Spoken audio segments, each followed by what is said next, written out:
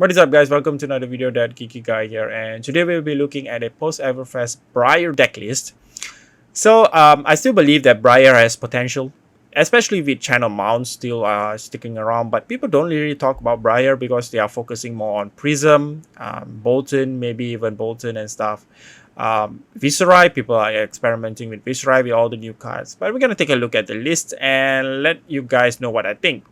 So we're going to take a look at the loadout here. We have a Reaping Blade, Rosetta, Skullcap, Skelta, Grass, Norubus, and Spellbound Creepers. These are pretty standard, especially for maybe you're questioning the Reaping Blade here. So depending on your local meta, if your local meta is running a lot of Boltons, you might want to put this in. Else you can just safely take this out. This is only for the Bolton matchup. All the other matchup, you want to play Rosetta. Rosetta is such an excellent weapon. You don't want to replace that if possible. And then for the deck list itself, we are looking at 3 copies of Bramble Spark, pretty self-explanatory, 2 copies of Burgeoning, 3 copies of Channel Mounts, 3 copies of CNC, E-Strike, Exude Confidence. So Exude Confidence and the CNC is like the is to deal with all those control decks that like to use defense reaction heavily. So you want to use this in order to kind of leak some damage to them. So usually they'll block you out pretty much effectively, especially when you're going against Olheim. And then we're talking about 2 copies of Nimble Strike with 3 copies of Nimbleism.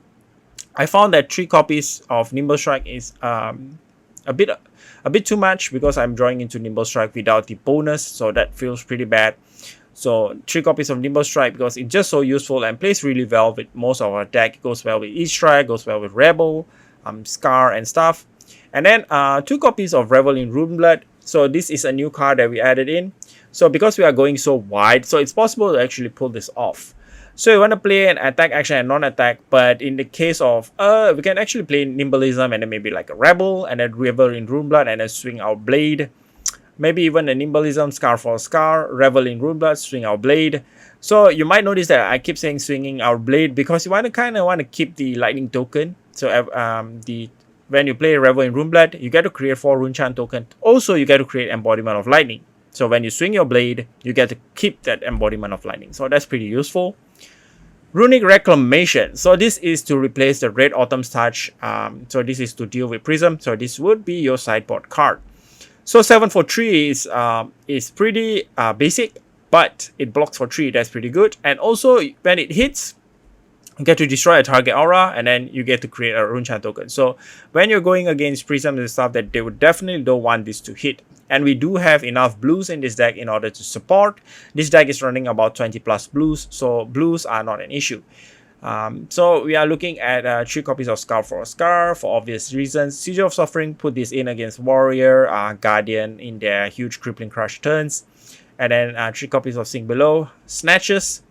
And then we have Sonata. Swarming Gomil is another card that I really like in this deck because if you have created Embodiment Lightning, this has Go Again.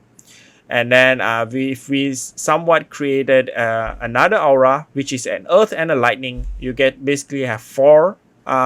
So if you have played Revel in Runeblood and then you play Swarming Gloomwheel, you're basically creating 4 Runechan tokens and then launching 4 plus 4 Runechan towards your opponent's face, and then they would have to take the 4 Runechans and think whether they want to block this Swarming Gloomwheel.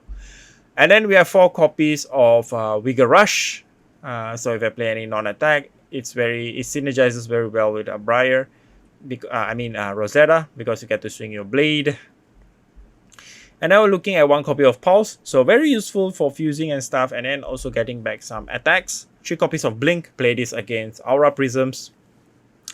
Because they would do cheeky stuff like Arclight Sentinel and stuff, so you do want to play this if possible. And then 3 copies of Blue Bramble Spark for fusing, and also 1 Arcane is really annoying. 2 copies of Captain Call, because most of their attacks is going to be 0. So Captain's Call usually goes very well with maybe E-Strike. So you want to choose Go Again, draw a card, and then you get to Go Again. And then Earthlaw Search, 3 copy, pretty self-explanatory. Force of Nature works really well. Channel Mounts, all your attacks basically get the threat of basically drawing a card. And then, so tomorrow, 3 copies. Tome of Hours, 3 copies. Cycle your arsenal, draw 3 cards. Weave Earth.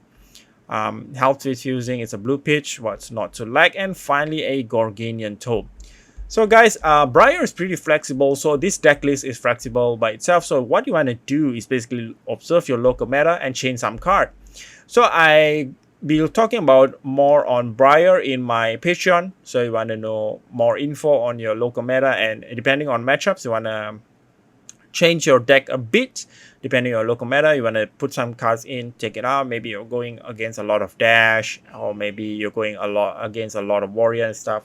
So do follow me on Patreon, and I appreciate all your supports. Do like, subscribe, and see you guys in the next one. Bye.